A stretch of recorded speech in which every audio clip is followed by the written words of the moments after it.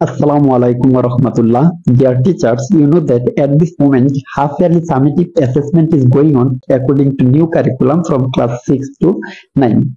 But we have many questions about this assessment. কিন্তু এই অ্যাসেসমেন্টকে ঘিরে আমাদের আছে অনেকগুলা প্রশ্ন, যেমন কক্ষ পর্যবেক্ষক যারা থাকবেন তাদের কি কাজ হবে, তারা কি দেখবেন, কি মূল্যায়ন করবেন, বিষয় শিক্ষকদের কি মূল্যায়ন, কি বিষয় শিক্ষকরা কি দেখবেন বা কি মূল্যায়ন করবেন। ঠিক সেরকম ভাবে পরীক্ষার যে খাতাগুলা হবে, লিখিত অংশের যে খাতাগুলা, সেগুলো আমরা কিভাবে দেখবো, সেগুলা কি মার্ক দিব নাকি দিব না, ত্রিভুজ দিব, চতুর্ভুজ দিব, বৃত্ত দিব, নাকি চেষ্টা আংশিক কার্যকরী দিব, কি করব ওই খাতাগুলা, এই সমস্ত বিভিন্ন প্রশ্নের উত্তর আমি দেওয়ার চেষ্টা করব। তো এই সবগুলা প্রশ্নের উত্তরে আমরা পেয়ে যাব যদি আমরা আমাদের শিক্ষকদের জন্য যে ম্যানুয়াল বা নির্দেশনা আছে সেই নির্দেশনটা প্রথমেই ফার্স্ট টু লাস্ট বা টপ টু বটম পড়ে নিই, তাহলে সবগুলা প্রশ্নের উত্তরে আমরা পাবো। তারপরে আমরা অনেক সময় অনেক কারণবশত পড়তে পারি না বা পড়া অনীহা থাকে, সফট কপিতে পড়তে অনেকের চোখের সমস্যা হয়, ইত্যাদি বিভিন্ন কারণেই হয়তো আমাদের পড়া হয় না। তাই আমি আমার এই টিউটোরিয়ালের মাধ্যমে যদি আপনারা মোট কথা যদি আমার এই চুম্বকীয় কথাগুলো বা প্রধান বা ভাইটাল পয়েন্ট গুলা যদি বুঝে নেন, তাহলে কাজ করতে আর কোনো সমস্যা হবে না এবং এই প্রশ্নগুলোর উত্তর সহজেই পাওয়া যাবে। এই সবগুলা প্রশ্নের উত্তর দেওয়ার চেষ্টা করছি আলোচনার মাধ্যমে। তো আমাদের প্রথম প্রশ্ন হচ্ছে, কক্ষ পর্যবেক্ষকরা কি করবেন। কক্ষ পর্যবেক্ষকরা যে কাজটা করবেন সেটা হচ্ছে পরিশিষ্ট 1 পড়বেন। অর্থাৎ আপনারা যদি খেয়াল করেন প্রত্যেকের সাবজেক্টটা, তাহলে দেখবেন শিক্ষকের জন্য সাধারণ নির্দেশনা এই ম্যানুয়ালে বা এই অংশে প্রত্যেকটা সাবজেক্টেরই, প্রতিটি সাবজেক্টেরই 5টি পরিশিষ্ট আছে। পরিশিষ্ট 1, পরিশিষ্ট 2, পরিশিষ্ট 3, পরিশিষ্ট 4, পরিশিষ্ট 5, এইভাবে। তো আমরা পরিশিষ্ট 1 পরে পরিশিষ্ট 2 এ কাজ করব। পরিশিষ্ট 2 হচ্ছে এই ধরনের, এটা একটা শর্ট বা ফরম্যাট।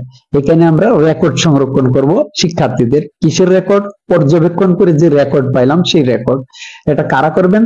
এটা করবেন কক্ষ পর্যবেক্ষক যারা থাকবেন তারা করবেন এটা। এবং এই কাজটা কিভাবে করবেন তার জন্য আপনারা পরিশিষ্ট 1 পড়বেন। পরিশিষ্ট 1 এ দেওয়া আছে নির্দেশনা কাজগুলা করার, কোন ওয়েতে বা কিভাবে আমরা কাজগুলা করব সেই কাজগুলোর নির্দেশনা পরিশিষ্ট 1 এ আছে। তাই পরিশিষ্ট 1 পরে আমরা পরিশিষ্ট 2 করব। এই জন্য পরিশিষ্ট 2 নিয়ে যাব পরীক্ষার হলে, অর্থাৎ মূল্যায়ন কক্ষে। তারপর এখানে এই যে লেখা আছে 1 থেকে 20 পর্যন্ত, তার মানে একজন কক্ষ পর্যবেক্ষক 20 জন স্টুডেন্টকে অবজারভেশন করবেন বা পর্যবেক্ষণ করবেন। সেহেতু 1 থেকে 20 দেওয়া আছে এখানে। আর এখানে দেখবেন এই যে লেখা আছে পর্যবেক্ষকের নাম ও স্বাক্ষর। পর্যবেক্ষকের নাম ও স্বাক্ষর মানে এটা কক্ষ পর্যবেক্ষকের কাজ। সে তার অনেকগুলা কাজ থাকবে, কখনো একক কাজ, জোড়াই কাজ, দলীয় কাজ। আমাদের কাজ হবে কক্ষ পর্যবেক্ষক যারা, তারা শিক্ষার্থীরা কাজগুলা স্বতঃস্ফূর্ত ভাবে করছে কিনা, সে কতটুকু আন্তরিকতার সাথে কাজটা করছে, সে কি অনীহা পোষণ করছে কিনা। যেমন সে যদি চেষ্টায় থাকে তাহলে এই ঘরে আমরা রাইট চিহ্ন দিব, যদি আংশিক থাকে তাহলে এই ঘরে, আর সে যদি খুব অ্যাক্টিভ বা কার্যকরী হয়ে থাকে তাহলে এই ঘরে আমরা রাইট চিহ্ন দিব। এভাবে প্রতিটি শিক্ষার্থীর রাইট চিহ্ন দিয়ে আমাদের কক্ষ পর্যবেক্ষক আমরা যারা আছি তারা আমাদের ডিউটিটা শেষ করব। তারপর বিষয় শিক্ষকের কাছে আমরা লিখিত অংশের খাতা এবং শিক্ষার্থীর তৈরি করা যদি কোনো পোস্টার অথবা অন্য কোনো কিছু থাকে, লিফলেট, হ্যান্ডবিল থাকে, সেগুলা জমা দিব। এবং এই পর্যবেক্ষণ যে রেকর্ড সংরক্ষণ সব, সেটাও বিষয় শিক্ষকের কাছে নিয়ে দিব। এখানে আমাদের কক্ষ পর্যবেক্ষকের দায়িত্ব বা কাজ শেষ। তারপরে যে কাজ শুরু হবে সেটা হচ্ছে বিষয় শিক্ষকের কাজ। পরিশিষ্ট 3 থেকে এখানে বিষয় শিক্ষকের কাজ শুরু হবে। বিষয় শিক্ষক লিখিত অংশের খাতা মূল্যায়ন করবেন বা দেখবেন, এবং তিনি কিভাবে দেখবেন তার জন্য নির্দেশনা হচ্ছে পরিশিষ্ট 3। পরিশিষ্ট 3 পরে বিষয় শিক্ষক পরিশিষ্ট 4 তার তথ্য বা রেকর্ড সংরক্ষণ করবেন। এখানে এই জন্য পরিশিষ্ট 4 এ দেওয়া আছে একটা ফরম্যাট, পরিশিষ্ট 2 এর মতো একটা ফরম্যাট আছে, পরিশিষ্ট 4 এই শকে সংরক্ষণ করবেন শিক্ষার্থী কোন অংশের বা কোন কাজটা কিভাবে করলো। তার মানে আমরা লিখিত অংশের খাতা মূল্যায়ন করার সময় পরিশিষ্ট 4 এই ফরম্যাট বা ছকটা হাতে নিব, সাথে নিয়ে তারপর লিখিত অংশের খাতাগুলা দেখতে থাকবো এবং প্রতিটি কাজের শেষে সে কোন মাত্রায় অবস্থান করছে, তার পারদর্শিতার স্তর কোথায়, চেষ্টায়, আংশিকে নাকি কার্যকরী। তো মোট কথা আমরা লিখিত অংশের খাতা দেখার সময় কোনো ধরনের মার্কিং বা নাম্বার দিব না। এমনকি চতুর্ভুজ, ত্রিভুজ, বা বৃত্ত দেওয়ার প্রয়োজন নেই, চেষ্টা, আংশিক, কার্যকরী এগুলো দেওয়ারও প্রয়োজন নেই। সরাসরি আমরা এই অংশে বা এই ছকে তার তথ্যটা সংরক্ষণ করব। তো কেউ যদি এরকম দেন, নাম্বার কিছুতেই দেওয়া যাবে না। তবে আপনি যদি চেষ্টাটাকে ধরেন চতুর্ভুজ, আংশিককে যদি ধরেন বৃত্ত, আর কার্যকরীকে যদি ধরেন ত্রিভুজ, তাহলে খাতায় ওইভাবে সিম্বল দিতে পারেন, অথবা এই কমেন্ট গুলাও লিখে দিতে পারেন। প্রত্যেকটি কাজের শেষে কমেন্ট গুলো আপনি লিখে রাখতে পারেন। এটা হচ্ছে আপনার অ্যাডিশনাল বা অতিরিক্ত কাজ। এটা বিষয় না, না করলে হবে, কিন্তু মূল কাজ হচ্ছে এখানে তুলতে হবে। তথ্যের রেকর্ড সংরক্ষণ করতে হবে এই ছকে। আপনার রেকর্ড সংরক্ষণ করবেন এই ছকে। এই জন্য দেখেন এইখানে লেখা আছে মূল্যায়নকারীর নাম ও স্বাক্ষর। পরিশিষ্ট 2 ওইখানে কিন্তু লেখা ছিল পর্যবেক্ষকের নাম ও স্বাক্ষর, আর এখানে লেখা আছে মূল্যায়নকারীর নাম ও স্বাক্ষর।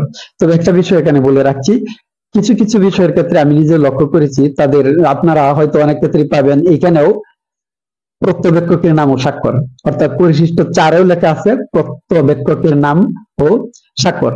এমন হইলে এটা ধরে নেবেন প্রিন্টিং মিস্টেক, মিসপ্রিন্টিং হয়েছে, এখানে প্রিন্টিং মিস্টেক হতে পারে, এরকম ভুলবশত হয়েছে। কিন্তু মূলত আসল বিষয়টা হচ্ছে বা প্রকৃত ঘটনাটা হচ্ছে 2 হচ্ছে পর্যবেক্ষকের, আর 4 হচ্ছে মূল্যায়নকারী, যিনি মূল্যায়ন করবেন বা বিষয় শিক্ষক।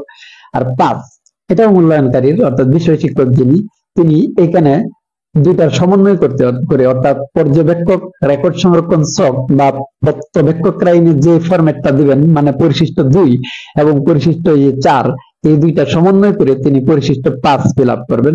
পরিশিষ্ট 5-এ মূল তথ্যগুলো বা পিআই গুলা ধরে রাখবেন।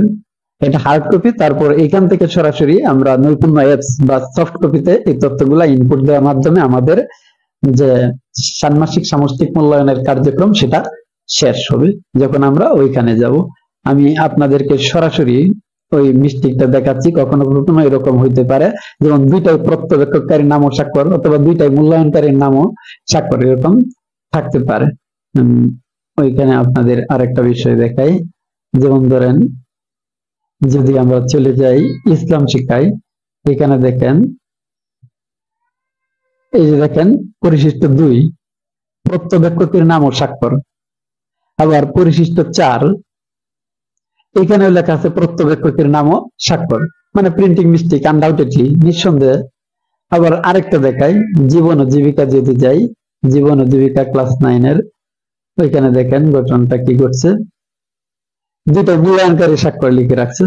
দেখেন পরিশিষ্ট 2 মূল্যায়নকারীর নাম, কিন্তু এটা আসলে হবে কি পর্যবেক্ষকের নাম ও স্বাক্ষর, আর এটা 4 হবে মূল্যায়নকারীর নাম, ওইভাবে ঠিক।